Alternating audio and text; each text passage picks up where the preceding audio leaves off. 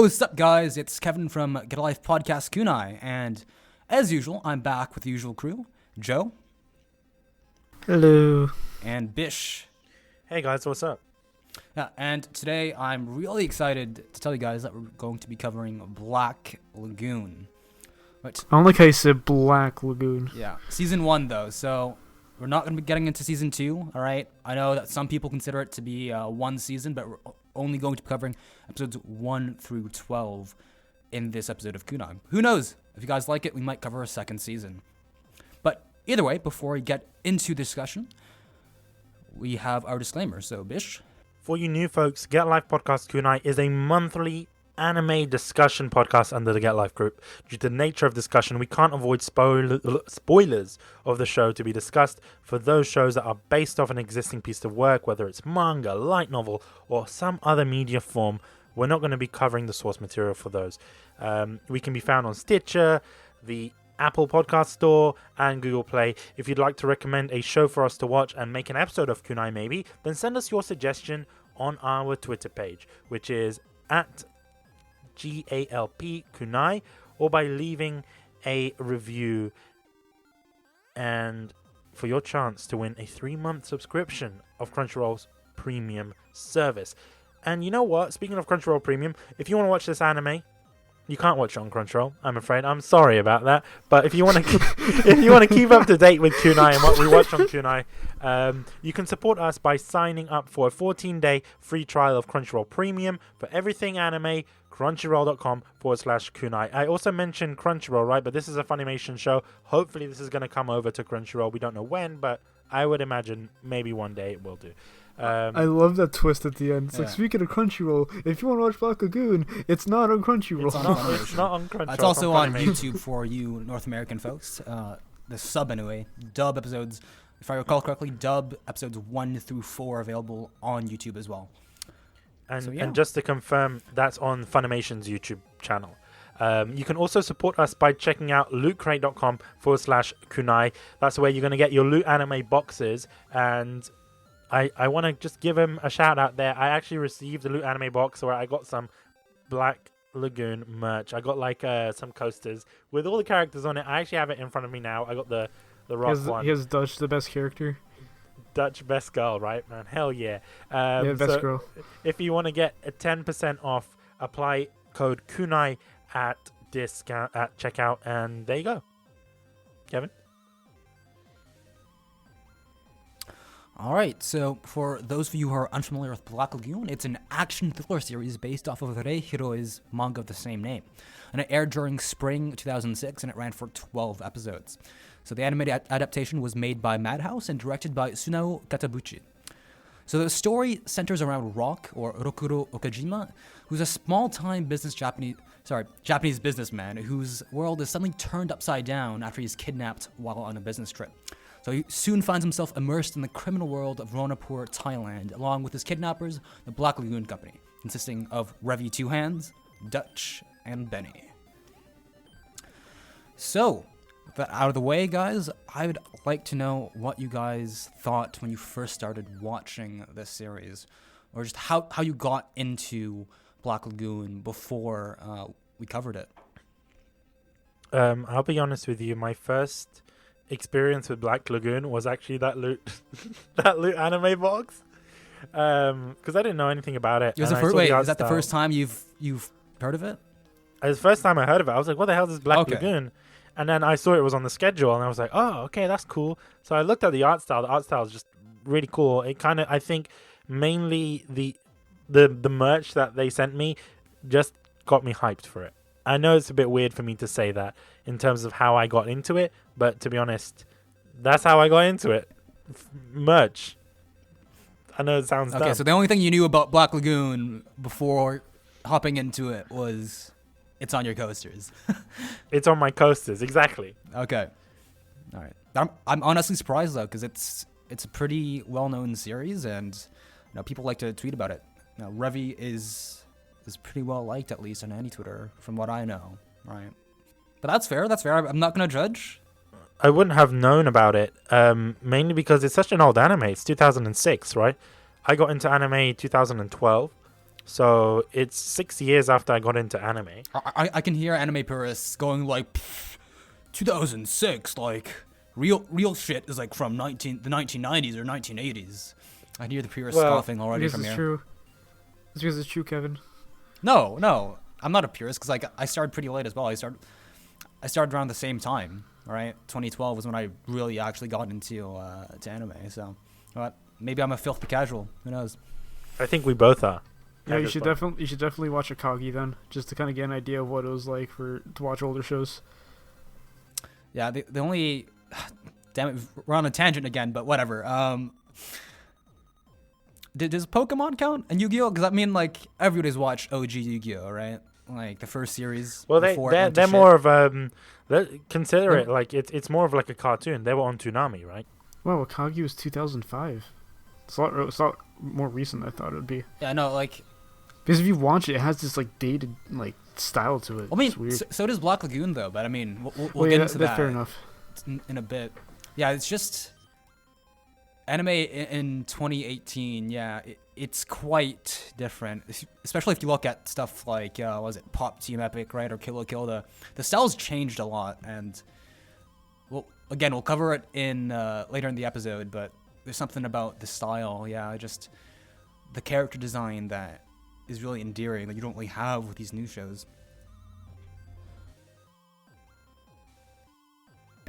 Anyways, Joe, what did you think about Black Lagoon when you first got into it?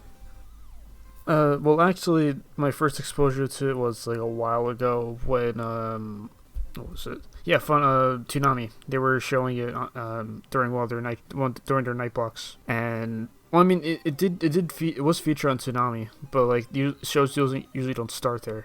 Like, I mean, I've only seen like some shows start there, but like that's bad. I don't like. I'm not an expert on this kind of stuff, but anyway, like when I heard it was on Nightblock, I'm like, you know what, I'll watch it. Like it was like years ago. I'm like, I was still big on it. Like, well, I am still big on anime, but like I was it's like I was looking for shows to watch, and I gave it the first episode a watch, and despite all of the bleeps that they had to do for broadcasting it on TV, it was pretty enjoyable. That's a shame, honestly, because you just can't watch Black Lagoon censored. It's the profanity is part of it, right? I'm fine if the profanity is bleeped out. It's not okay when like profanity is like 50% of the dub script. I mean, that's just how it is, though. It's just Revy. I'm not arguing about it. It's just funny. It's just funny to me that there were so many bleeps. You just during that first episode. In the censored version, you just effectively lose half of the script. You know what the funny thing is? If that was aired in the UK after 9 p.m., they don't give a fuck. You know, they'll still swear on TV. It's different. Yeah, it's the same in the US though, bish. Like it's no different. It's like profanity is allowed, but on late night shows, I think. I think it was like a huge issue around the time too. Like people were kind of up in arms about it. It's like people were saying like, oh, like it's just lots and lots of bleeps. It's like how are you supposed to watch this? So like I get like after that, like as good as it was, I'm like I don't know if I can really continue it in Toonami. It's just so you never finished it when it was on TV. I never finished it. I watched the first episode. It was interesting, but I didn't really pick it up until more recently when you put it on the schedule. So like, you know what? I'll give it a shot. So I watch it. Like I watched the first couple episodes, and like I'm into it. So like they had a nice setup with the first couple episodes, and like it kind of just went from there. On my end, it's been on my backlog for the longest time. Like I've watched for the first time like 2 years ago, right? And it was on my backlog practically since I started getting into anime, right? Just because people are always like, yo, you have to watch Black Lagoon. It's a fucking classic, right? And people were recommending it to me as a starter series, right? And honestly, I can definitely see why. Like just from the get-go, the first episodes, I agree with you, Joe. I think they set up the premise very well, especially in episodes 1 and 2. Like if you watch those 2 episodes, you don't get a full picture of what the series is going to be, right? Because there is some development in terms of the characters and stuff, and some themes that aren't displayed in the first episode, but it does a good job of preparing you for what to expect in the rest of the series, right? In terms of action, in terms of the mood and atmosphere they want to create, you know, with all the bleeping and the swearing and profanity, right? They're creating this Tarantino-esque atmosphere, and that you can see that all the way through the first and second season, and even the the special episodes on Roberta's blood trail. All right, so Well, they were OVAs, right? I don't know if they're considered OVAs or a separate season, but it's a 5-episode series with a continuous story between them. We won't be getting into them, of course, but I definitely recommend it. But yeah, my first impressions were really good, especially since the gunfights I found were really, really nice, right? I don't often and then watch... the music kicked in, and then like just all the bullets go flying all over the place, and it's Yeah, dude, just like from the moment the intro starts playing, you know you're in for a ride because the intro just it's so fucking good.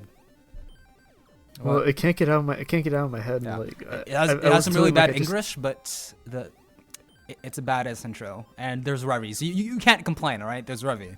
I want to know what your were there any favorite moments for you guys or episodes that stood out in particular, whether good or bad when you guys were watching it? Episode 7, hands down. Ooh, Hands down. I can see why. Because it's the part... Would I take a guess and say that it's the ending of episode 7? It's like the argument between Rock and Revy. The one in the street market. Yeah, when they were eating at the restaurant, right?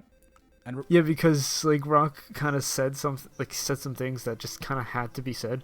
yeah, Because he's like, you know what, I'm tired of this shit. You are a horrible person. You like you're just as horrible as the people I was trying to get away from. And like he was telling her all these things, like, oh, like I joined you guys so that I could get away from away from that environment where I'm just being bossed around and being forced to go to these like social drinking events. Yeah. And then like when he's complaining about how Revy's making him feel the same way, like, and like apologizing, like just doing all these different things, like he just got fed up. And then they just got into this huge argument, and then like Revy like lashed back and like talking about, oh, like you understand the thing about my situation. Then and he basically told her, like, you know what, you can't keep being like the damsel in distress.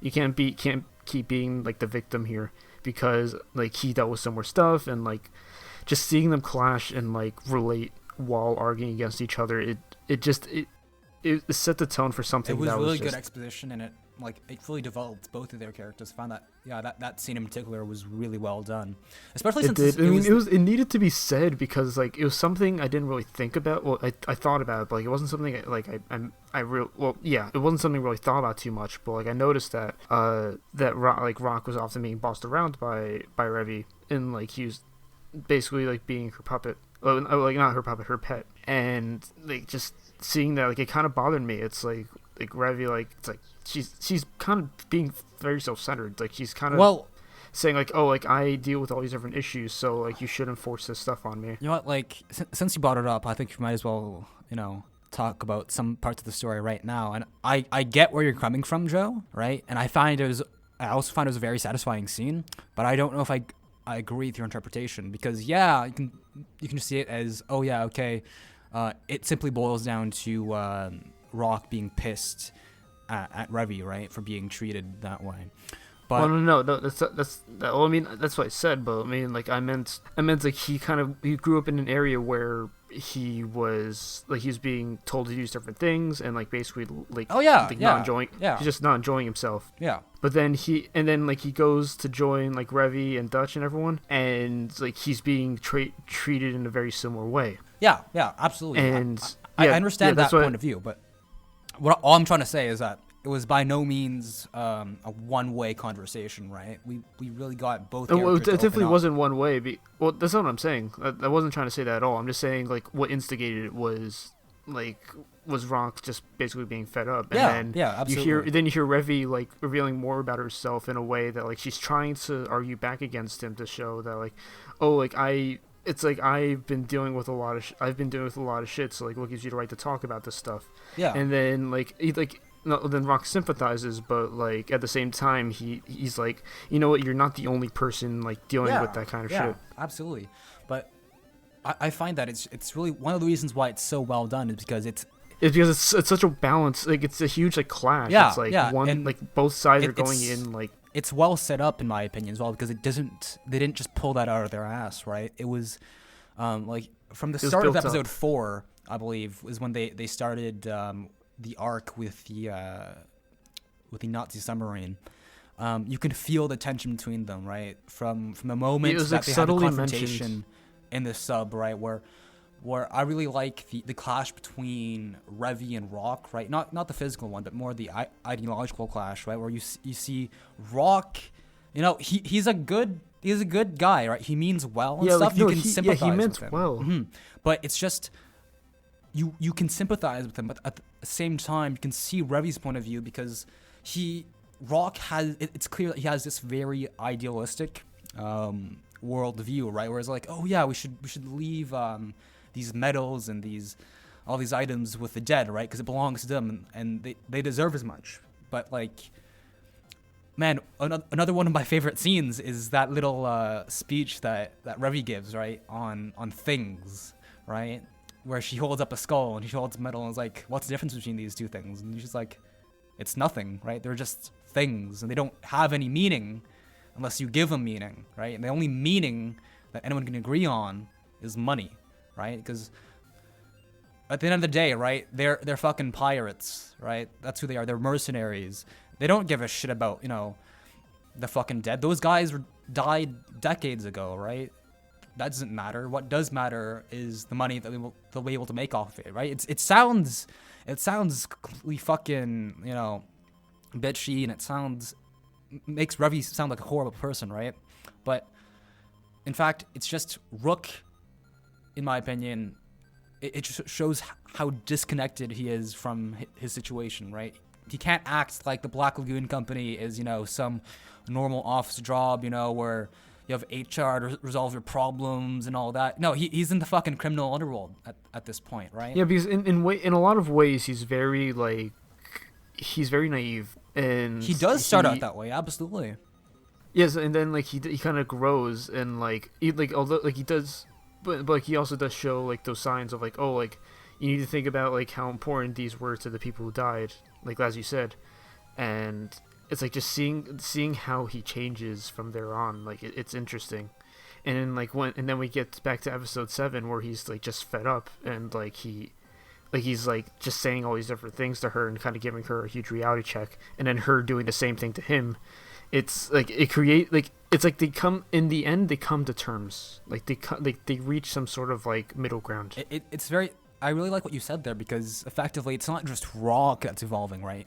It's also Revy, because it's clear after episode 7, right? She changes too, because before she was just this she's just broken woman, effectively, right? Because she says it's implied that her family was abusive. She's living on the streets. She was raped and abused by police and stuff, right? She has a really dark past. So her entire life she's been dealing with her problems by putting holes in them, right?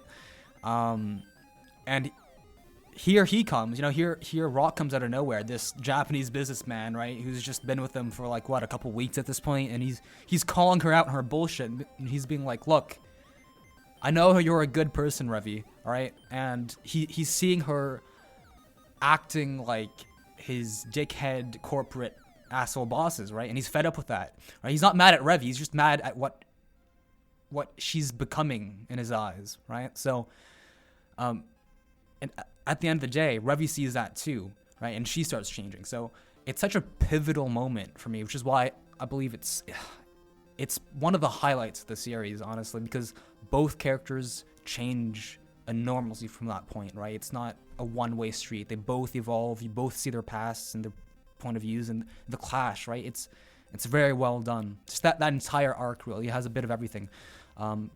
The best part, obviously, being episode 7 at the end, the climax, but even before that, with the badass action scene on the boat, right? There was some nice action, some nice comedy too. It was a very well-rounded arc of the show, in my opinion. I think the best part about it is that you can see its after effects in later episodes. It's you see them kind of getting together a little more, even though they have that sort of we're against each other relationship. Yeah. Also, if I remember correctly, the cigarette scene is also in episode 7 at the end when they reconcile, and that is a fucking legendary. That is an absolutely legendary scene in the show, and I think all the fans know it. Just the indirect cigarette kiss there, that was beautiful. But you know what? I don't know what Bish thinks about this, because we've just been going on and on about this. No, because I'll be real. The conversation was really good, and I kind of agreed with the most of it. So I didn't want to be like, "Hey guys, I'm here." You know. Well, I don't care about what you agree with. I Oh, think we're more whoa, interested in what you don't whoa. agree with. Well, in terms of favorite episodes and moments, Joe said episode 7 was his favorite. I appreciate episode 7. I can't deny that, and it was a very pivotal moment. But I'll be real with you. I really liked. I think after episode 7, that's when it became really shitty. Like that's just me. But I'll talk about my favorite moments first. My favorite moments was the Nazi arc. That's one of my favorite ones.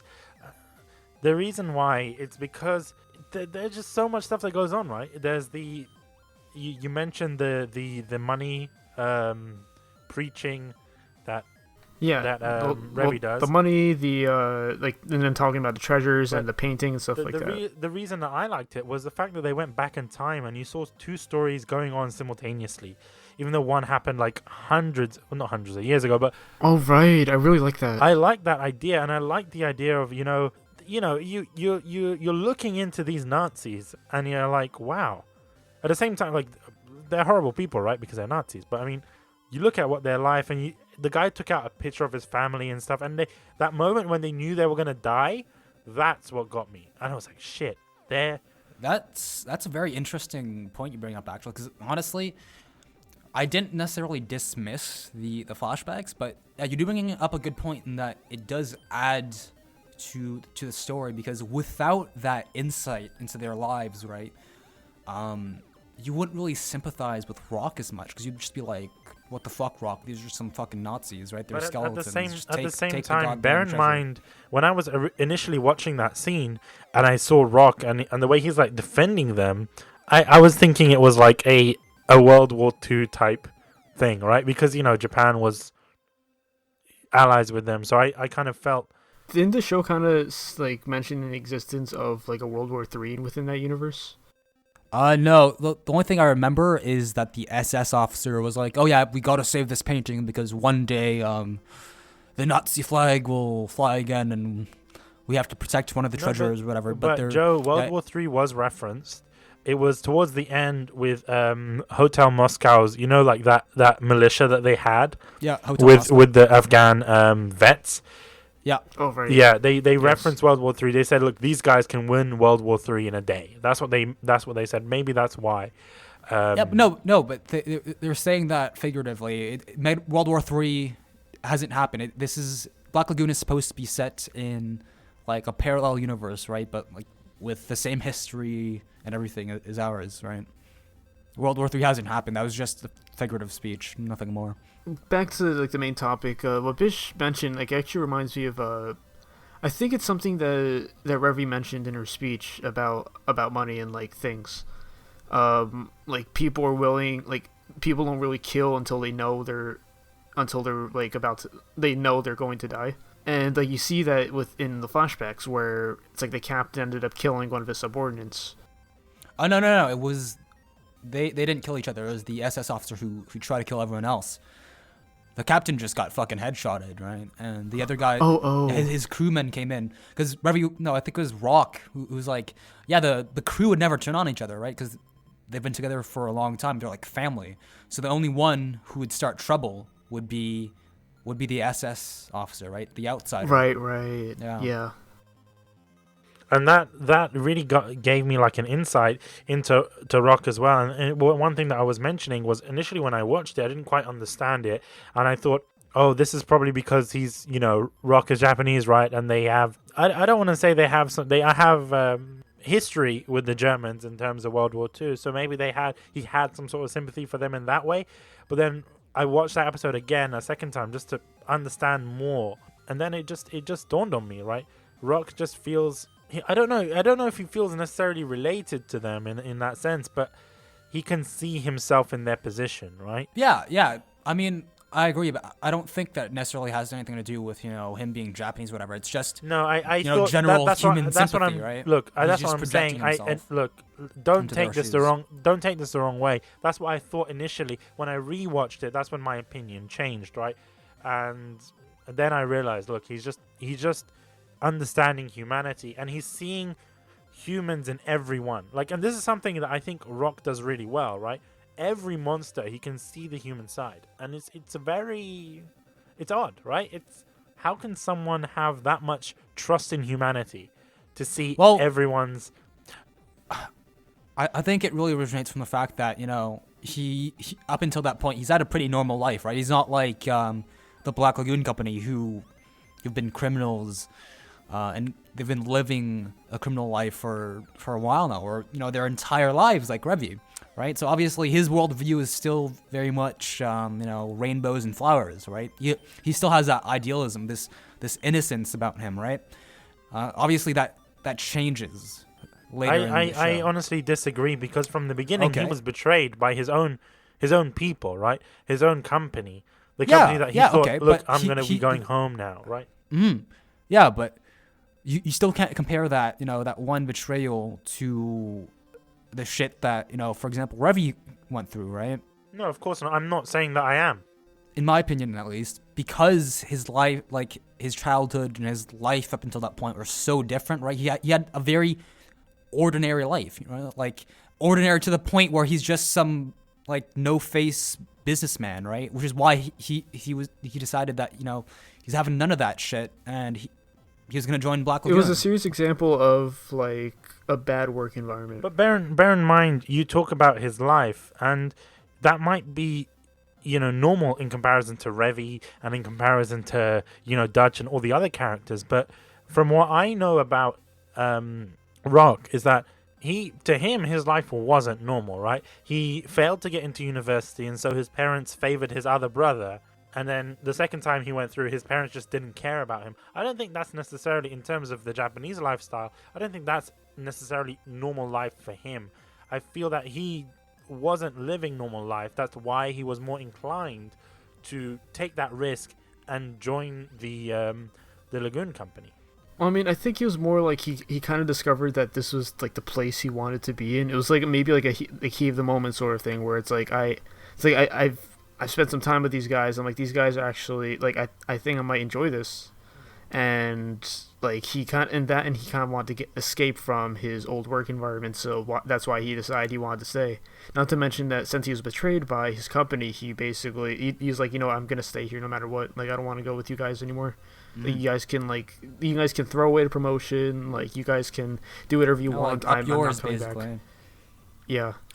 At the end of the day, Bish, I see where you're coming from, but I still believe that it's because of his different upbringing that he still has this idealism compared to Revy. Because, yeah, okay, sure, he may have, like, dropped out of university. He's had, like, a shitty corporate life or whatever, right?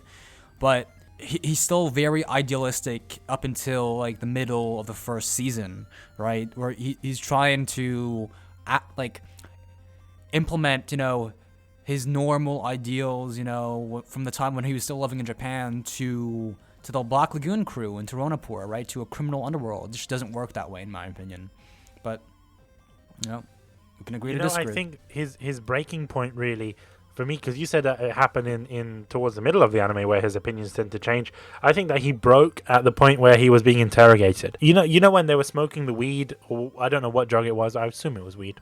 But you know when they were smoking, right? And then he just started confessing all the stuff. And he was like, "Oh man, I never met a guy like that before," and he really kind of broke me. And I was like, "What?" You know, when I heard that, that's when I thought, look, Rock is officially like broken from that point. You know, that's where his old ideals kind of was thrown out the window at that point. That's where it's kind of a weird scene for me, because it's like oh, the reason he did all those things is because he accidentally got high off of the weed that the Irish guy was using. Anyways, Bish, if I'm not mistaken, you mentioned earlier that you find that it kind of went to shit after the 7th episode, right? And I will agree with you, but I think I need to go first here, because it bugged me the first time, it bugged me the second time watching, it bugged me the third time rewatching the show too. And I gotta say that I can't quite put my finger on what bugs me about the third arc, but I think honestly that it has to do with some of the characters and just... Yes. Yeah, you know what? I think this is actually a great way to start a discussion on the characters because like they're so central to the story, right? You can't talk about the episodes in this show without talking about the characters because the reason I think that is because the show relies right? exactly. So when I was watching the first season, I knew about the second season, but I thought it was like gonna just end it's in its own way.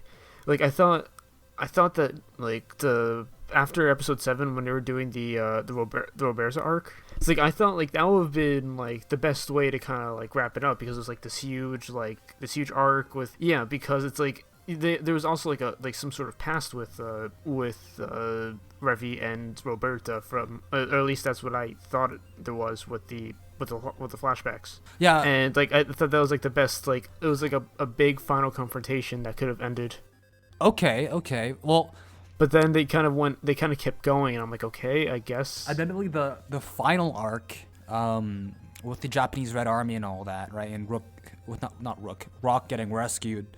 It was pretty short, but at the same time, I think I'd been really fucking disappointed if it just ended on Roberta's arc, just because, oh man, that I just did not enjoy that arc. I think for 2 reasons, right? And I think it has to do with the characters. Just Roberta herself, I just can't fucking stand her, dude. And more importantly, holy fuck, what was the name of the boy that she's protecting? Is it Garcia? Garcia. Yeah, fucking Garcia, man. Like, his entire fucking character boils down to Roberta, mi hermana, te amo. Like, shut the fuck up, kid. You're so goddamn annoying. No, but honestly... That's another thing. That's what... He's a kid, so he's supposed to be annoying. Yeah, but, okay. So I'm fully justified in fucking hating his guts then. Just, I don't care if he's a kid or, you know, whatever. He's just fucking annoying, is what I'm getting at, right? He's like the anime equivalent of, you know, escort NPCs in video games, you know, like who won't shut the fuck up, who get themselves killed. Like, he's that equivalent in Black Lagoon. He's the anime equivalent of Titus from Final Fantasy X. Yeah, or I'm thinking of Ashley from fucking RE4, you know, like goddamn cancer. Kevin, I really want to talk about why I didn't like why that I hate arc. Roberta and Garcia. Yeah, I could fucking write you an essay on this, but like, I think the reason. Okay, before I go on a rant about her, all right, I'll say one thing. Okay, is that I know there are people like who will try to call me out on my bullshit and be like, but dude, if you hate Roberta so much, why don't you hate Revy? You know, because they're kind of the same. Well, firstly, I think that Revy was. Well, I'm not saying that Roberta is necessarily a bad character. Just in the first season, all right, I just do not like her because she does not have enough backstory, right? Yes, Revy was acting like a bitch in episode 4 to 7, right? But I think her backstory was justified that, and more importantly, she changes, right? There's that clash again, going back to episode 7 with Rock, right? And she's forced to reevaluate her own life, and she changes in consequence. Whereas perhaps with Roberta, I'm less inclined to sympathize with her because the change has already happened, right? Because she goes from like fucking crazy ass FARC assassin terrorist to bodyguard and maid, right? But just Roberta's character, man, I think the reason why I just don't like her and Garcia is because it reminds me a lot of the relationship between Eren and Mikasa.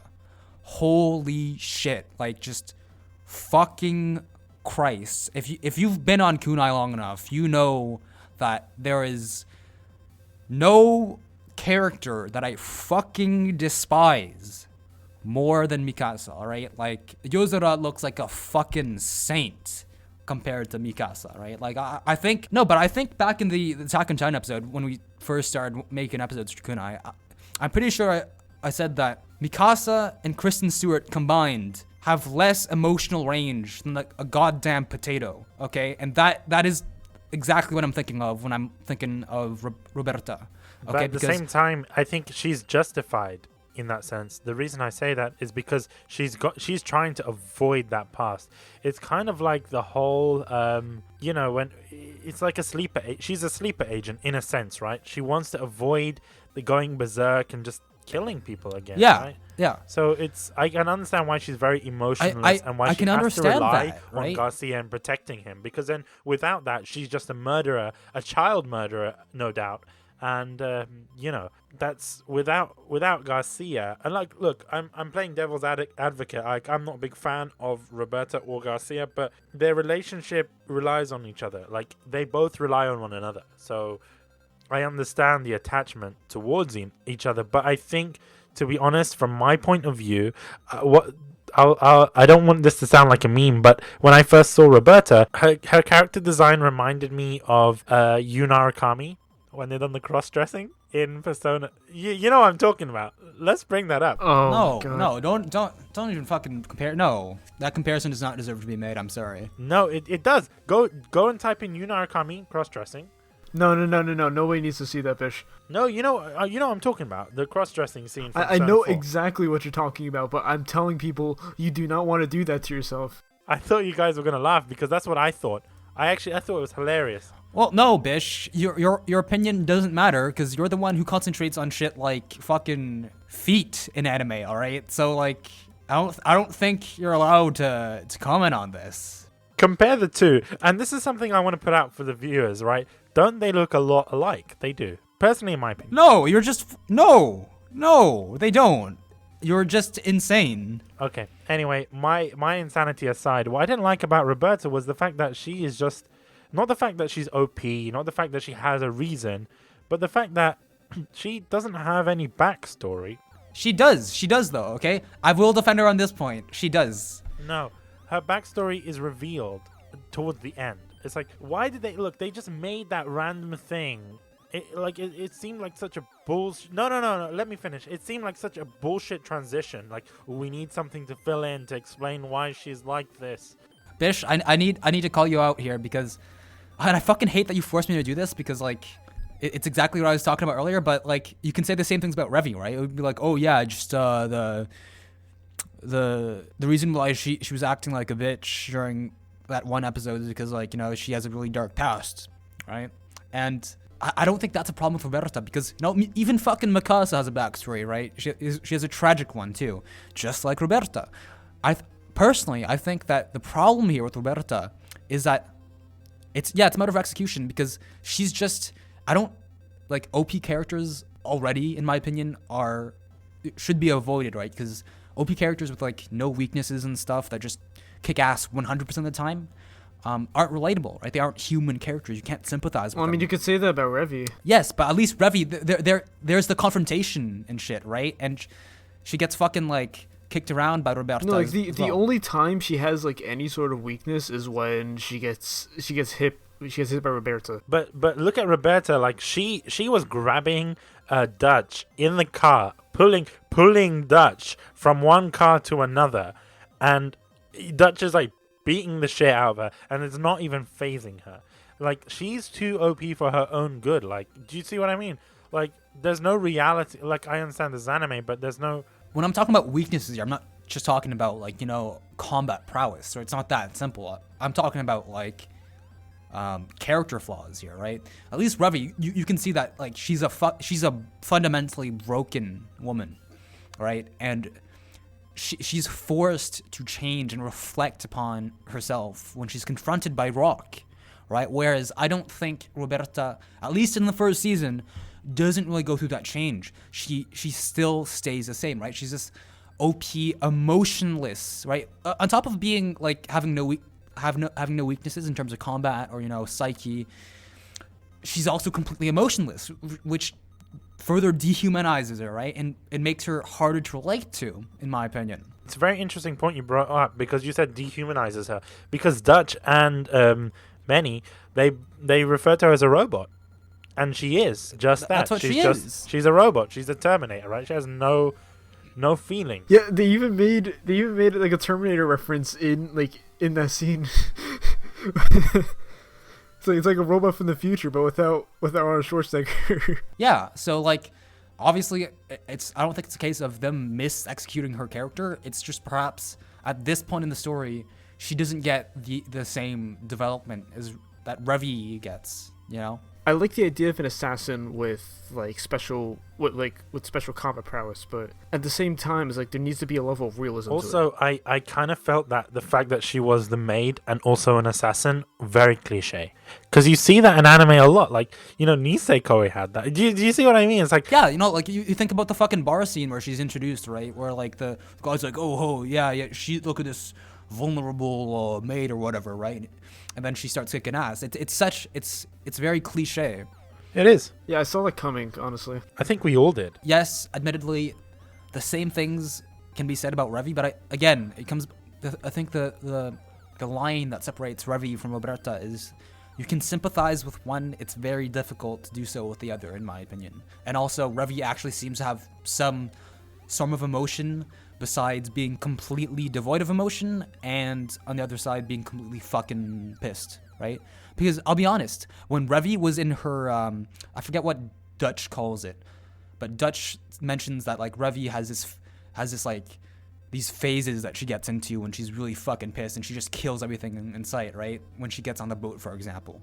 I didn't like Revy when she's just this overpowered killing machine and she was showing no emotion. I fucking hated that. The problem with Roberta, in my opinion, is that she was like Revy in that phase 100% of the time. There was just no relatable side to her, no human side that I could identify in her. At the same time, that can be down to the anime's pacing, right? Because you only get like 3 episodes with Roberta, and you get yes, I admit that. It's just that, again, we're only discussing the first season, right? So I can't get into what happens later or in the spin-off OVAs with Roberta's blood trail, right? I'm just saying, within the first season, I was not happy with her character, right? Just within. Well, I agree season. With what you said, but I can't sit comfortably like hearing like that she had like no human side to her, because although she had a lot of issues, like there were a lot of issues with her character, she did have her moments. Like, oh yeah, like you gotta admit that. Sure. Like she definitely did have her moments, like especially around the end when she was talking with Garcia, like looking back on these different things and like how Garcia wants to see her as like Roberta rather than the Black Hound or the Bloodhound. So what's very interesting to me was that scene where the leader of Hotel Moscow, right? She pulls a gun to Roberta, and I'm like, imagine if she just shot Roberta right in the moment where they're hugging and embracing, right? Because I fucking wish though, like two birds with one stone right there, Garcia and Roberta. No, not Garcia because he's a kid, but I mean, I thought she was just gonna kill. Fuck Garcia. No mercy. No. I'm actually making a serious point, right? Like, all jokes aside, but imagine if that had happened. Like when I saw that, I thought this is definitely gonna happen because she has a reason to kill her, right? And she does mention it. There is that bounty against her. Imagine, and bear in mind they're also working with the the United States, and because of all the bombings and stuff. So it was like there is a reason for Hotel Moscow to take out Roberta, and yet they just decided we're gonna let her go. We're gonna let her be a maid, and it's like, come on, you could have taken her out, could have got the money, but I imagine for her it's not really about the money, but imagine being the one who's taken out this person who's renowned across the whole world for being like a terrorist, right? That's crazy. At the same time, though, you have to think like, what is Balalaika thinking here? Like, is it, yes, on one hand you can get rid of her, on the second hand, on the other side though, like, you've got some leverage now, don't you? Like, we let you go, we let you live, we let Garcia be safe, all right? If we need you, then we can call upon you. Okay, I didn't think about it like that. All right. Because we're effectively talking about the criminal underworld here, right? They're not necessarily doing things out of the goodness of their hearts all the time or at all, But yeah, I think that's a nice way to end our little rant/productive discussion on Roberta. We talked about Revy. I would like to talk about. Do you guys have any other points on Rock before we move on to other characters? Not really. I just think what I'm interested in the fact that he's such a contrast between the rest of the characters, right? He's the only guy that's come in. He's not a criminal, and he's joined this gang of criminals. And I think it's very interesting because he sometimes seems to be the voice of reason. It's kind of odd in the sense that what's his name, Dutch listens to him and values his opinion, right? And he's the new guy. Like, why the hell should he value this guy who they kidnapped effectively for a hostage situation to get money. Do you see what I mean? And I find it's very refreshing. Like, Rock is in a weird place for me. It's like I see him as somebody who has like a lot of. He's very focused. He's a very like focused character in the story, but at the same time, he doesn't really feel like a protagonist to me. Well, I mean, he's not necessarily the protagonist. I think him and Revy are the protagonists. I mean, I hate to compare video games again, but like it's similar to like somebody like Vaughn from Final Fantasy 12, where like he's like the main character, but he's also not the main character. If you know what I'm saying? It's like because he has a focus, but at the same time, like the story is about like these people around him and like what's happening around him. Yeah, absolutely. It's more so he's a witness to all of these other characters, right? So I wouldn't say he's unimportant, but it's just I get what you mean. I'm not saying he's unimportant, but like he's one of the main reasons he's there is so that you can he's sort of a lens through which you see this criminal underworld, right? Instead of just following Revy or Dutch or But as we'll see later on in the other seasons in the manga too, he changes quite substantially, right? I can't get into that in this episode, but yeah, he does change. And even though that's kind of limited in the first season, you do see that, compare him from episode 1, his views and shit, his attitude, and compare that to the end. Yeah, he still shares much of the same ideals and stuff, right? But he's changed after seeing Revy and all these fucking gangsters and shit. Can I ask you guys what your favorite or least favorite characters are? Because I think that we've covered most most of the characters other than Dutch or Benny, unless you guys want to sing your praises about Dutch or Benny. Dutch is my favorite character. Dutch is badass, but is he your favorite? He is my favorite. I just love him in every way. Like he's very humorous in a lot of ways, but he's also very serious. And like he knows exactly what he's talking about. And to be honest, he kind of has the right to be like a little lenient with what he says, or like well, just be, like, he is the employer after all of he's the big boss of the Black Lagoon Company, right? This brings me to I think episode 6 when you see him walk into like the higher ups on the ship making a call to his boss, and he's like, it's like okay sir, I'm just gonna stand back and let you finish that call. He's just standing there while he's like the other guys looking at him in fear. I can't say the same about Benny though. I don't really know what to feel about Benny. He's just there. He's just that American hacker dude, I mean, I liked his role. I liked he was kind of like he's kind of like the side like the co-manager in a way. He was kind of helping. Yeah. I guess it's kind of helping Dutch out like with like a bunch of stuff. The most useful character. The Rook in his old job. He's kind of like the desk manager. He operates in the background, making sure that everything's okay.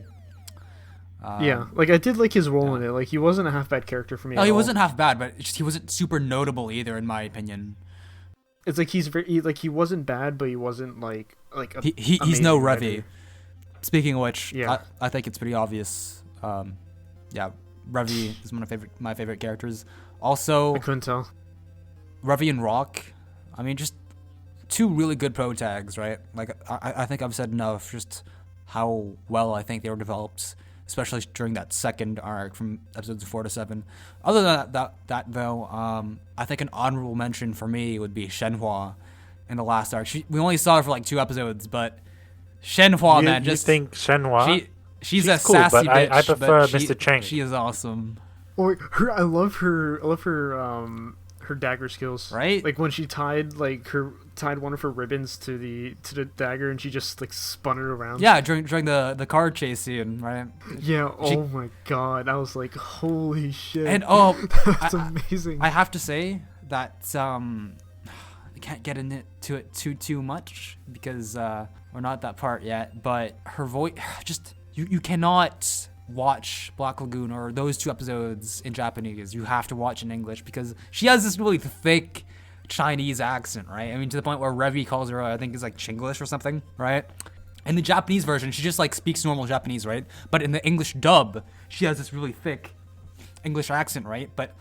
And what I loved about it is that normally, when you do an Asian accent, right? No one thinks of an Asian accent or a Chinese accent, rather, to be badass in any kind of way, right? It's usually there to be funny, right? In Shenhua's case, yeah, she does have a really bad Chinese accent, but she's a fucking badass and she's sassy as fuck. Like, You know, I don't want to sound weird when I say this, but she does remind me a lot of there's these women in the local nail shop, right? In like the manicure place, and they're so sassy and shit. They remind me a lot of them. Shout out to them, by the way. No, I'm joking, but they do remind me a lot of them. Like her sassiness, even though like she gets made fun of her English a lot and whatever, like the way she's like, "Oh, I'm gonna slice some meat off your fat ass." yeah, and but I'm she says it with like a fucking accent too, right? And she's like, that, which makes it a lot exactly, funny, right? And it's And like, she sasses everyone, right, including Revy. So I think she has a good mix of badassery and comedy, right? Which makes her really likable. Even though we only see her for 2 episodes, I want to see more. Like, even if it was 2 episodes, I loved, like, their dynamic was hilarious. It was great, right? It was, I don't know what else to say. It was so stupid. But Bish, so Joe and I have said who we like and who we hate. Who's your favorite character? Did you have one? I don't say that I do have a favorite character. The reason being is because I just don't. It's hard. It's hard to choose a favorite character in this anime because I'm torn between choosing Rock and choosing Revy, right? Because it's like 2 sides of the same coin, honestly. They're 2 sides of the same coin. Exactly. And like I said, it just makes me feel like, as you mentioned, they're 2 sides of the same coin, and it's like I can't pick one without picking the other. So I'm in this position where I need both of the characters to feel somewhat satisfied, right? Which is, Well, I mean, I think that's a testament to how well their dynamic works, right? They're an iconic duo. I completely agree with that. But my least favorite character, now one of them is Roberta, and the other least favorite character is the Japanese guy. Was it the guy who interrogates him? Why? Wait, which one? Was it the nice guy or the dick? The other guy's not Japanese, by the way, just so we make that clear. I'm still confused to who you're referring to. I'm so confused. Who are you referring to? I'm talking about the guy that's like, "Oh, you're from Japan, right?" Yeah, the nice guy. Yeah, he's Japanese. Yeah, then yeah, the dick. By the way, the dick isn't Japanese. He isn't? The other guy, no, he's like Russian. No, what the fuck? He's No, not he's Japanese. He's not. I tell you, he's not. They're he's not both Japanese. part of the Straight Japanese up. Red Army, dude. They're both Japanese communists. I didn't even take note of him, so I mean, I can't even say he's my least favorite character because he didn't fucking do anything, right? Yeah, he was there for a little bit, but then after that, like, he had no, like, real resolution. He wasn't there long enough for me The to way he was hate him. The way he was introduced I didn't like it. Right, this whole Japanese Red Army thing, I didn't enjoy it. Yeah, I didn't enjoy the way that whole arc was introduced to begin with. So it was a bad taste in my mouth, especially the way he walks away and he's like, "Oh, you probably seen me in your local police station." And I was like, "All right." yeah, it's like, "All right, cool." Fair enough. Anyone else that you don't like, or? No, that's just it. There's no, that's the only characters I don't like, I would say, other than Roberta and the guy. Next up, no ships, right? I really don't think that there are many ships to be had in this show. I mean, there is Revy and Rock, but like. Well, I mean, that's kind of a given, you know what I mean? But it's also complicated. If you watch the 2nd season, you'll see why it's complicated. Yeah. So more of the reason to watch episodes 13 to 24, but unfortunately, it's not for today. But you know, we're like, since the beginning of this episode, we've been talking about how Black Lagoon has its own unique visual style, right? And I want to get into that a little bit more. And I just want to ask you guys, what you guys think of it, right?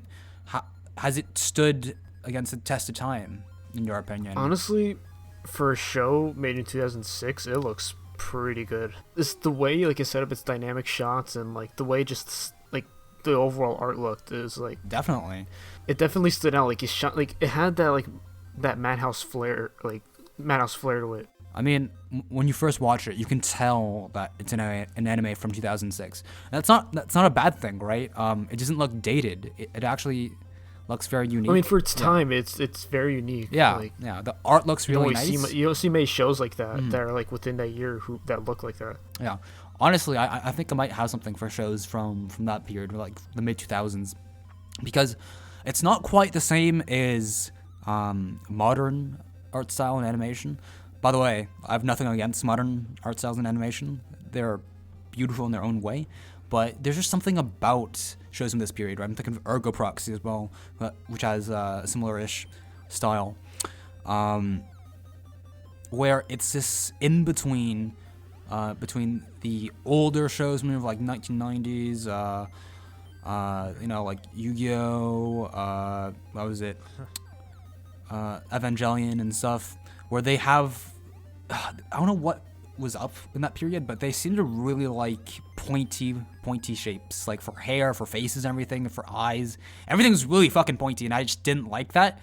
And with Black Lagoon, it seems that they've smoothed everything out, and you just have to give credit to Rei Hiroe, right? He's the manga creator, right? And he did a fantastic job with the character design, and I think that Madhouse deserves some serious credit for recreating that art style. Often, like, if Madhouse touches it, then there's usually little to no issues with it. Yeah, it looks pretty much exactly the same as in the manga, right? It was really well done. It ages well. It ages well, right? That's partly thanks to Hiroe himself and to Madhouse, right? The only thing that I would say that shows its age in a bad way would be, personally, the color palette.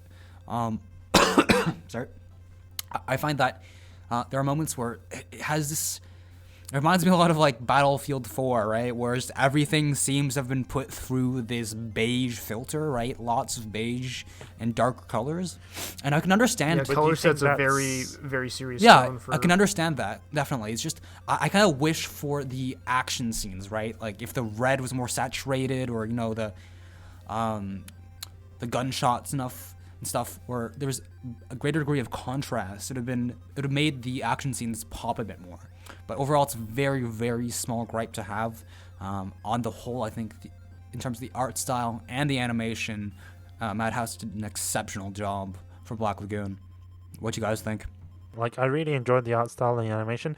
I also wanted to bring up a point that there was a lot of 3D animation that was used in this, and the transitions wasn't the best. And I understand, obviously, because 2006 transition is never going to be the best with 3D, but I think, Kevin, it's because of the arts, the color palette is why it wasn't as noticeable. Do you see what I mean? Yeah. At least for me, Okay. that's what I've Fair noticed. enough. Like, I can notice the 3D animation, but Are there any scenes in particular with a 3D animation that you can think of that was a problem? from what I remember, the slow-mo gunshots, when they zoom in on the bullets, when the shell hit, when Roberta hit the shell on Revy, that was one moment. Or when they were driving the car and then one of the cars flipped into a building, that's another moment of the 3D animation. Or even when Roberta was running, like, there was some 3D animation used there, and it's quite nice. It's refreshing, especially to see in an anime from 2006. It's really rare, especially around this time. I don't know if Madhouse was testing it to try on a different sort of show, right? Do you see what I mean, right? If this was a test for something else, we don't know. Hasn't Black Lagoon kind of like left some sort of legacy in a way where like a lot of shows have been like looking to it for inspiration? I can't really name any examples. Like, I could see why, though. I can't really put any names, though, fortunately. I don't really watch that many action shows. So I thought I remember like a couple of shows being mentioned that like they're like very similar to. Well, I mean that they kind of like look towards Black Lagoon for like to kind of inspire them to create these different works. I can definitely see why. Like just like not just through the story, like through like the audio, the visual styles, like etc. Other than that, like, art style, we can all agree was pretty damn good. But on the audio side of things, what you guys think? Wait, I loved the opening. I think we can say right now the opening is fucking awesome. I'd definitely download it. It is, again, in spite of the English, it is badass. I never skip it. All right, it's one of the most hype-inducing openings that you can have. The ending, on the other hand, although it set a nice tone for the end of it, it wasn't very memorable for me. Like, when I try to think about it, I'm like, I can't really remember like that track. I can see why they were trying to include it in there, and set this more melancholic mood.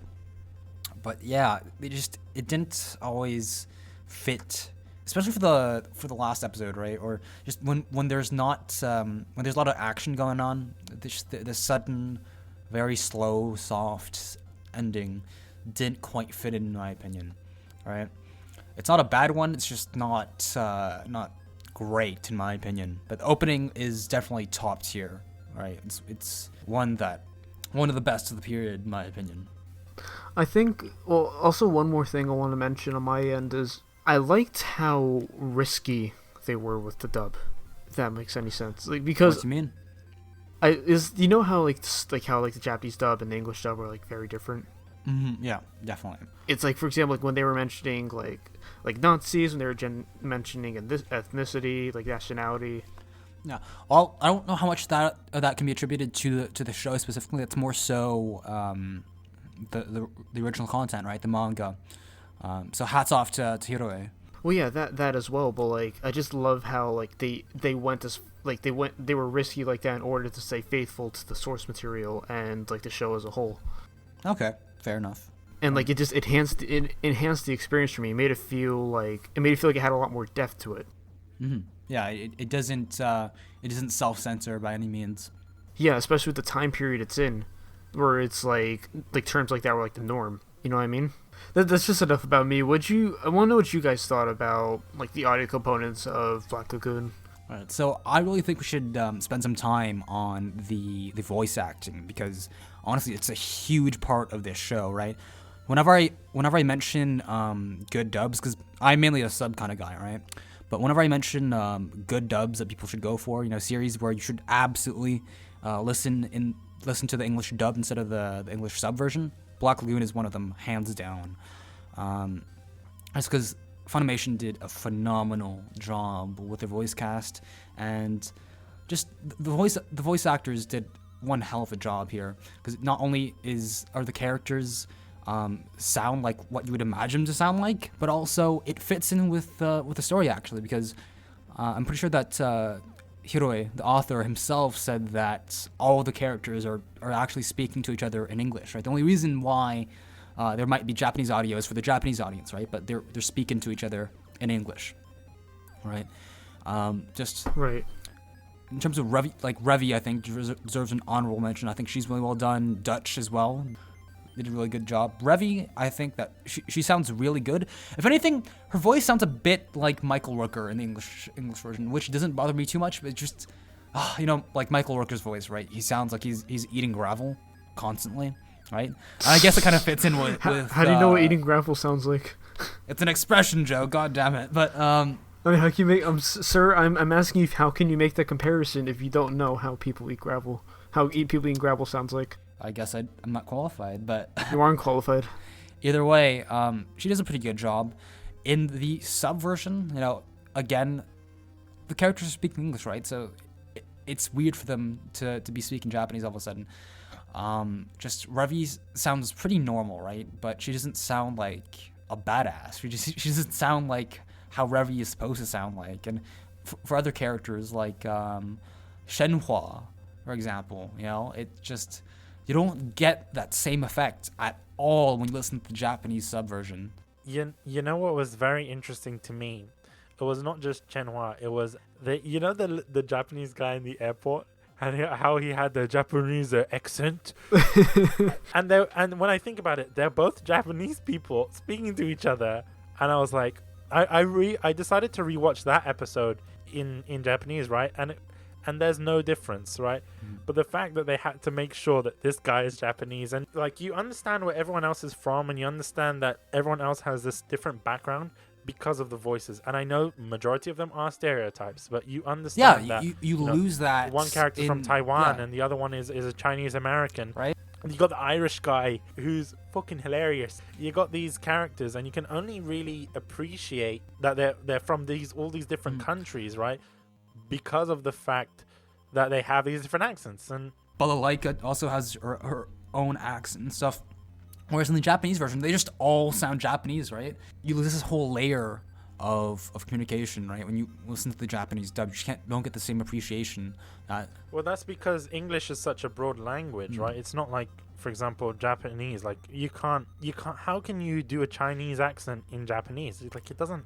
You probably could. I think that's the worst example you could choose, because I imagine there are a lot of Japanese-speaking Chinese people, and I imagine they could probably do a Chinese accent in Japanese quite well. But the fact is, it's harder to do so, I imagine, when you have people like Russians, Americans, and just this whole slew of nationalities, right? It's hard to do all of that.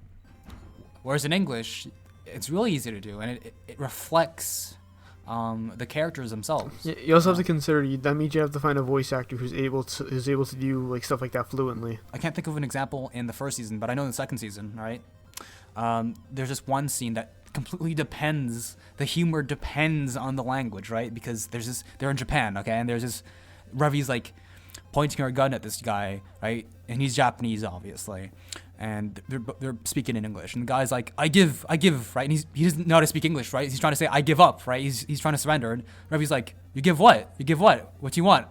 Right? So there's that comedy that you can get in English, but for a Japanese audience, it's like it just flies over their head, right? Because they wouldn't understand it, right? And that's quite funny, because usually in localizations it's the other way around. Like they have to modify Japanese jokes into English or completely change them. It's the reverse here, which is why you should absolutely watch this in English. There's no reason, in my opinion, why you should watch this in the Japanese dub. It's not bad, all right? I'm not saying it's bad, but it's not well adapted to the show, right? In its setting. It's almost like you're watching two different shows entirely. Yeah, absolutely, because it's such a central. It's similar part. to Panty and Stocking, though it isn't like as intense. Yeah, I would say that, because it's just the difference is night and day, right? You don't if you want to watch the Japanese version, go ahead, more power to you. I'm not gonna judge you, but you're losing a lot of stuff. The best version of Black Lagoon is in English, uncensored, so you can get all the profanity and all the badassery.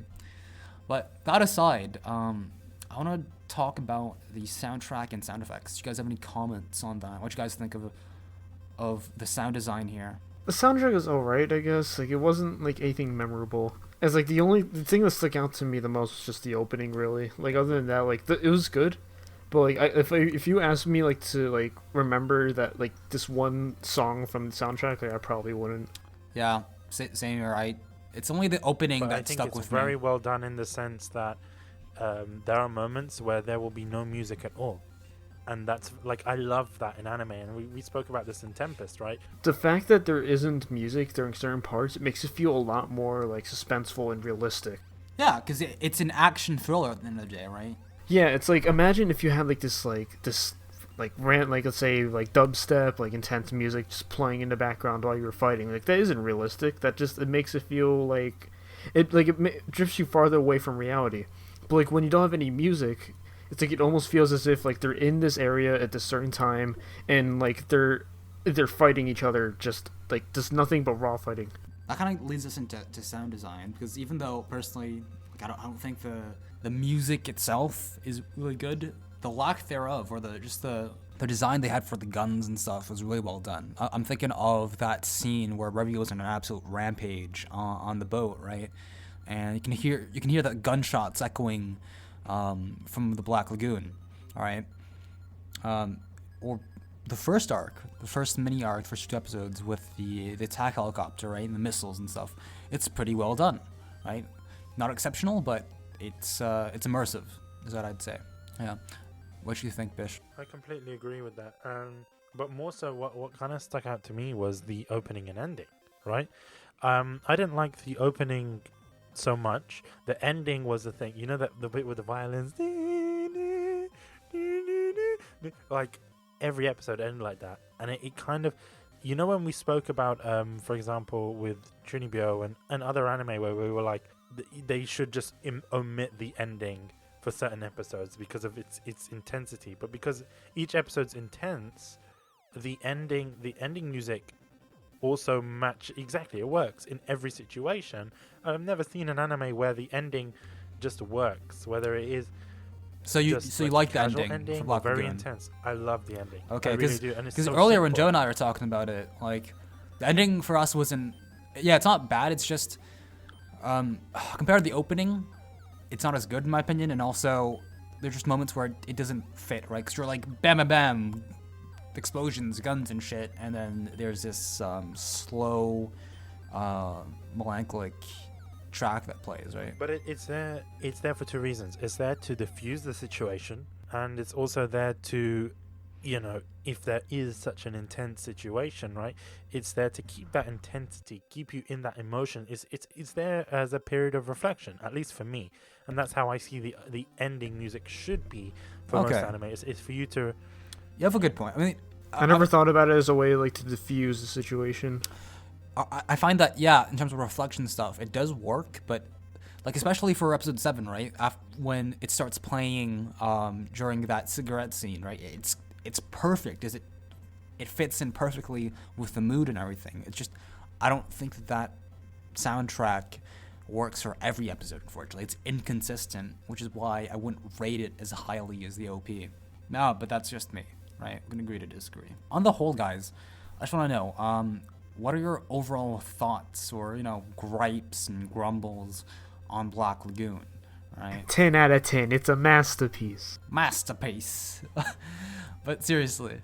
Or were you being serious? No. I mean, I'd give it, it's kind of difficult. I can't put it down to numbers. Like, I don't want to, rate it from, you don't have to. You don't have to. It's like, I just think it was definitely, it was definitely a show that it kept me hooked.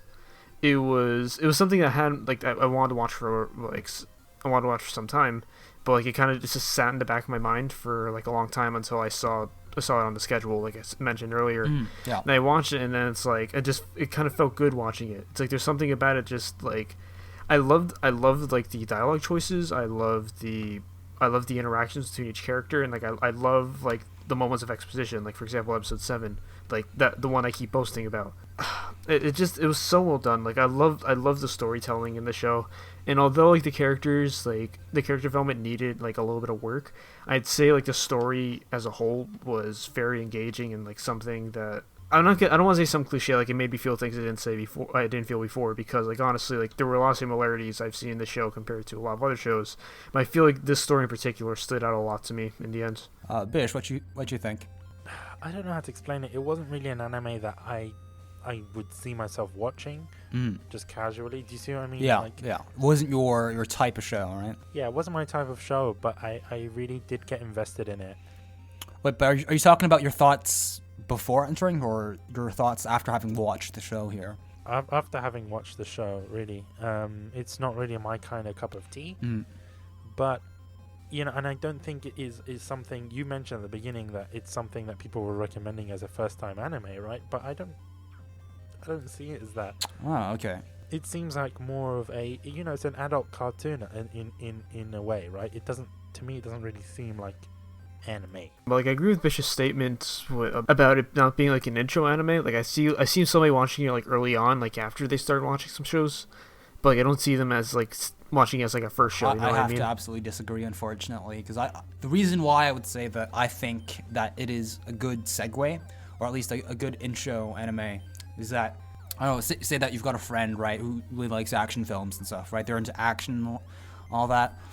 Black Lagoon offers a lot of that, right? But there isn't, panty shots, the tropes and shit that you see all the time in, or the fan service. There is fan service, but it's not on the same level or the same type that you would see in typical shows, I see what you're saying, because I didn't think about it as somebody who's maybe into these kind of things, in reality TV shows or something, and they want to see an anime based off of that.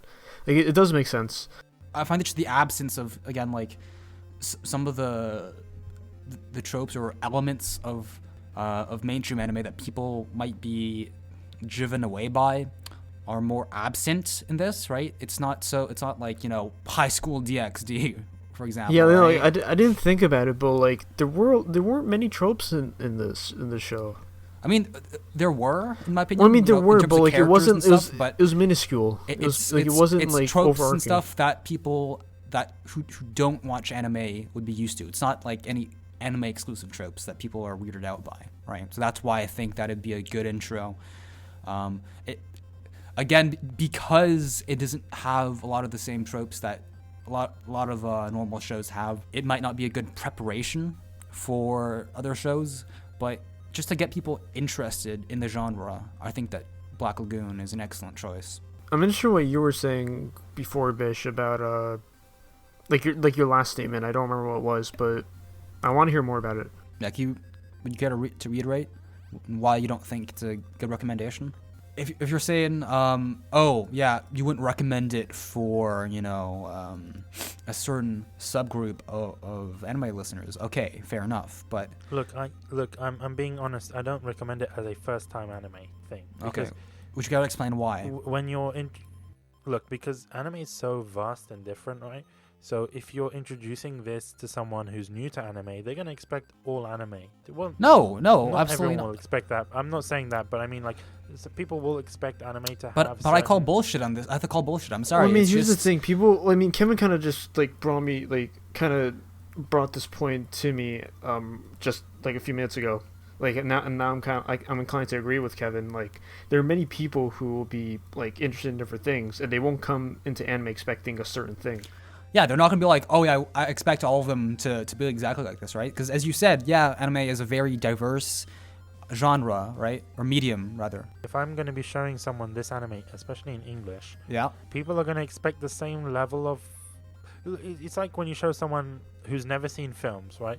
If you've shown them, like, the best film in the world, everything is going to be in comparison to that. No, right? but so, this isn't a matter of like quality here. I'm not saying, oh yes, Black Lagoon is like the staple. That point comes down to individualism. Like, not everyone is going to feel that way. They're not going to want to compare they're not going to want to compare one show to the other. That's the reason why I don't think it's just a good anime to...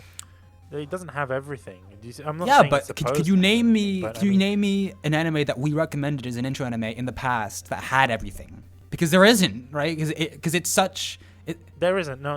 But I would say, for example, Hanako is a good entry point into anime. No. Personally, I would say that. That's just my opinion. No, but I'm not disagreeing with you, right? But I'm just saying that you can't be like, oh yeah, you can't recommend Black Lagoon as an intro to anime because it's too specific, and be like, oh yeah, Hanako is super general. No, it's not, right? It's also the same argument applies to Hanako. And it also, and this is my real thing as well, it doesn't feel like an anime. Like, and then we can get into all the sorts of discussions. What is anime? What is the meaning of anime, right? But that's mainly because of how the dub in its script was made. Like, that's potentially just so. Like, to me, it just feels like an American. Like, I'm not saying that because of whatever, but it just feels like DBZ. It's like, I'll say DBZ is not an anime. Do you see what I mean? Whoa! It feels like that. Do you see what I mean? Like Pokemon. I'm gonna have to stop you right anime, here, right? Bish, because I don't. I'm sorry. I have to go on a little rant here because. Well, and Kevin's right? angry. No, it's because I'm really passionate about this, right? Because anime or manga is not just rom-coms or comedies or whatever, right? I'm not saying it is, right? But yeah, it's a stereotype that you have to break out of, because if you live in Japan, right, or you read a lot of manga and stuff. That's not what I'm saying. My main point as to why I don't recommend it as anime is because I don't feel that it's anime, right? I know that sounds very weird, but I just don't get the anime vibe. And I'm not comparing it to other shows. I'm just feeling that, look, because of the way it's presented, because of where it was aired in the past, it's kind of like, as I mentioned, it's like DBZ. I don't consider DBZ as an anime. I don't consider, like, these older shows as anime. Our whole point here is that because it has elements like tropes and stuff that would normally alienate people and dissuade them from watching anime is justly the reason why it would be accessible to people who are not familiar to quote unquote regular anime. That's exactly it. For the regular Joe, right? Or for the that's exactly who we're talking about here. We're not talking about someone who's super into rom-coms and stuff and be like, yo, you should watch this, right? Because you'll like it. No, it's more like someone who who's unfamiliar. Okay, then I get your point. Like someone who's completely unfamiliar. Yeah, exactly. Yeah, right? Because you don't want to this show them show, like but High School DxD or High School of the Dead from the get go, right? Because they'll be like, "What No, the you don't fuck wanna is this?" You don't want to show them trash. Yeah, right? No, exactly. exactly. Yeah. No, I completely understand your point. It does make sense. You do make a good point. Someone who's completely new to anime, but I don't think there might be a show that is better than this. It has a lot of flaws, right? It's not the best anime, but I think it's, as you mentioned, it might be a gateway for people to get into other anime. But I want to know, what other anime would they get into from watching this? Because we always talk about, would you recommend? But then you have to think about, where's this gonna? How is this person gonna form their anime watching from this anime? Well, I think that is to who I'd recommend it to, other than newcomers. I would say people who are into a bit more serious or action-oriented shows, right? So anything action-oriented, there are plenty. It's like, of shows think of it out like there. this: somebody watches an action show, they like the genre, so they'll look for more action shows. They'll like that genre, then they'll find a show that kind of that kind of mixes action and maybe like romance, and maybe they like the romance aspect of it. Then they look for romance shows, and like that, it kind of branches off from there. I would say that, for example, I don't know, people into more serious shows, I don't know, like Monster and stuff. They'd like Black Lagoon, right? Because there are Maybe some Monster, Darker Than Black, Berserk, stuff like that. Yeah, exactly, right? There is a niche for the audience of Black Lagoon, right? And I think people who are into action or more serious themes would enjoy Black Lagoon, right? That's all. I'm not saying that you can't enjoy this if you're mainly into rom-coms and stuff, but that's who I'd recommend it to, mainly. Now, the question is, guys, would you watch second season? Because as we said, it is kind of in this limbo where there's this second core that's not really a second core, right? Would you be interested in watching that second part? This anime has put a bad taste in my mouth, mainly because of this whole second core, not second core thing. Do you see what I mean? What do you mean? Because clearly it's supposed to be two cores, right? In the sense it's been arranged in the sense that it's clearly supposed to be second cores, right? And then the way that they split it into two seasons, and the fact that we're watching it on Kunai and we're splitting it into season 1 and season 2, we're obviously not getting the full picture. Okay. When we're watching this anime, right? And it's because of our format that we've kind of split it into season 1 and season 2, because the anime is split into season 1 and season 2, when in reality it's actually a first core and second core, because there was only like 4 months gap in between. But the second season is properly entitled Second Barrage, right? I would totally get your point if it was, say, I don't know, they were going after someone, right? And then, like Gangsta, for example. You haven't watched it, but people who've watched Gangsta will know what I mean, where it fucking ended out of nowhere and it's not going to get a second season and stuff. If it was in the middle of an arc, right, and it was unresolved, then yes, I'd get your anger. But they close the gap at the end, right? It's an episodic. What I'm trying to say is that the ending, it makes you it unfairly puts you in a position where you have to watch the second season to get the full picture, to get the full ending of the anime. And I'm not, like maybe when people were watching it, like while it was still running, then there was maybe like an announcement where it's like the show will have to continue later on for whatever reason, and then like it continues from there. Like maybe it was just called Second Barrage because like it took so long to get to that second part, and like because they had to stop like in the middle of it for maybe, let's say, maybe like production reasons, or because like they had to switch staff. It's normal because you don't air 24 episodes usually within a season. It's 12. 12 is the norm, right? What do you expect them to do? No, but what I'm saying is there's look. There's other animes that do 24 episodes, and then they have the first core and the second core, and we cover them on Kunai. Oh, look, and we cover them on Kunai as one season of anime. And I think, and I'm not saying it's our fault or it's their fault, but I think it puts me off in the sense that I don't know what to think about this season of anime. I want you to answer this question here. And going into the second season, yes. I see what Bish is trying to say. Like he's just saying like it ended like let's say like as somebody who was just watching it like long after it aired, Yeah. Watching it like on its own, watching season 1 on its own, and seeing it end abruptly, like I did feel it too. I felt like yes, it kinda, absolutely. But I've been trying to tell you guys that I understand that for the past like 10 minutes. But the reason why I have to call bullshit is because, like I've been trying to say, it's not like they were ending it in the middle of an arc, where they were trying to chase after someone and it just ended, right? The last arc started and ended. There's no, like, it's an episodic anime where each arc, there are multiple arcs within the first season, right? All the arcs concluded. The start of the second season, or the second core, whatever you want to call it, is a new arc. There's no reason to feel that, they left some loose ends. There wasn't an end of season like resolution. Do you see what I mean? Or there wasn't anything that leads into a second season. Do you understand what I'm saying, Kevin? Because again, it's an episodic. That's inherent in the way the manga was written, in the way the show is written, because it's written in arcs. There's no global objective, no big bad that they're working towards defeating, right? Would I want to see a second season? I feel that I have to watch a second season, not because I am excited to watch a second season, but because I'm in this position where I want to watch the rest of the anime. I want to know more about the characters, and it's technically part of the same season because they probably made it in the same time frame, right?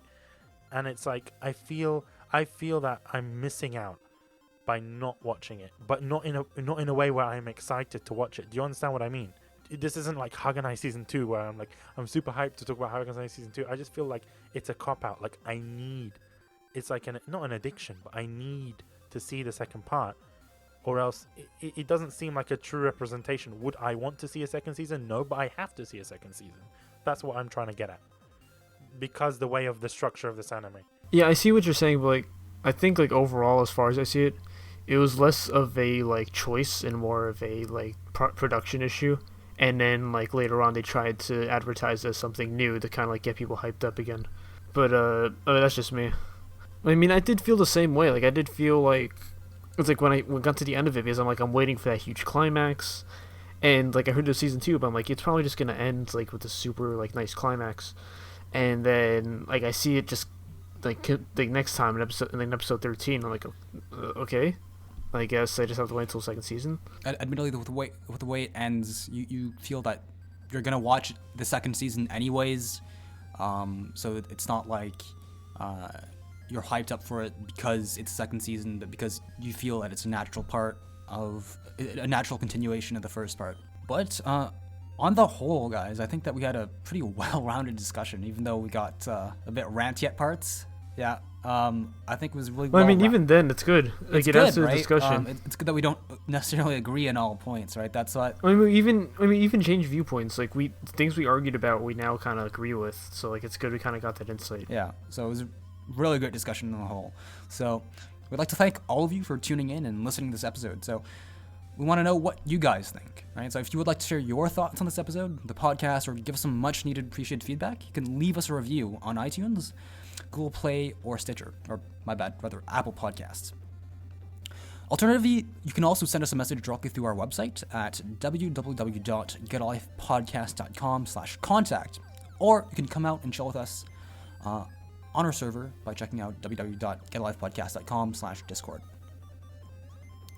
And without further ado, if you want to contact us directly, we also have Twitter handles, right? So on Twitter, we have there's the @GALPKunai Twitter handle, but you can also contact us through our individual accounts. So mine's @Tolvray, that's @TOLVRAI, and for Bish, that's @GetALifePodcast. You guys know how to spell it by now. It just makes sense. And I'm @KiboGamer, spelled KIBOUGAMER. Alright, but thank you guys so much for watching. Joe, I believe you have something to tell the fans. What can they expect for the next episode of Kunai when we're back? Next episode is a personal favorite of mine that I saw like some time ago, back when it was new. It is an anime original. I'm sure you guys have heard of it. Next episode is going to be on Charlotte. I'm looking forward to it, to be honest, because I've heard so much about it. No, I am too. I am as well, because like I loved it so much. it was just a show that meant a lot to me because I was hyped for like ever since it was announced, and like the fact that we're gonna get to talk about it now is gonna be very exciting. And with nothing more to say, guys, we'll see you next time. Thanks for listening. Bye. See you guys. See ya. Fucking Tyson hacking us. God damn it, Tyson. I have a couple of them as well. It's like one of them is Rock. No, not Rock. Sorry, one of them is Roberta. How dare One you? of them is Rock is my favorite and my least favorite. Is, if I'm not mistaken, Bish told me that Dutch was actually voiced by the guy who did Garter Belt in Petty and Saki. What? Right? Really? So. Guys, I want to make a redacted. Oh my god, Bish. Oh my god. I got confused. I'm sorry. You're It's horrible not for the same baiting me guy. like that. See, this is what happens when you trust a foot fetishist. You just can't. You just Yeah. can't. Look, it has nothing to do with the foot fetish. It has everything I'm to do with sorry. it.